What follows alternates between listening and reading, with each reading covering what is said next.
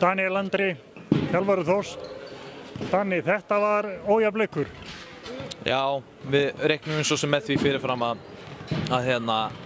þetta yrði frekar ójafnt með að við bara stöðum í deild þó að þetta sé grannslagur þá við bjuggumst að vísu við aðeins meira en við vissum svo sem hvar boltinn yrði í sókninni hjá þeim hvert einasta skipti. Flæðið fer bara í gegnum ameríska leikmannin eða Evrópubúann.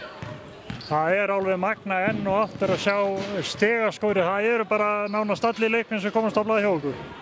Já, það var bara flottur leikur og þegar við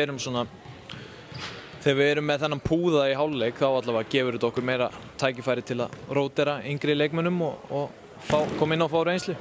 Gaman að sjá stelpur eins og Vöku sem kom og setti ef ég maður bara 2 þrista í leiknum. Sveltgöld. Emma, hún var algjörlega óstöðandi í kvöld. Og svo tek ég ekkert af hinum ungu stúlkunum sem kom inn og gerði vel. Nei, þetta var bara frábær innkoma hjá þeim öllum. Sama á hvaða tímapunkti þær kom inn og stóðu sér bara ótrúlega vel og spiliðum bara skemmtilegan liðskörfubolta. Ekkert 1 á 1 og leiðindi sko. Svo bara næsti leikur á föstudagskvöldið.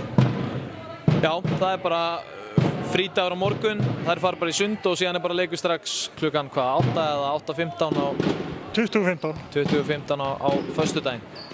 Það svona leikur líka sem verður og frekar ójafn ef að líkum lætur. Já, vonum að við fáum bara að rótera jafn mikið þá og jafnvel bara meira heldur en við gerum í dag.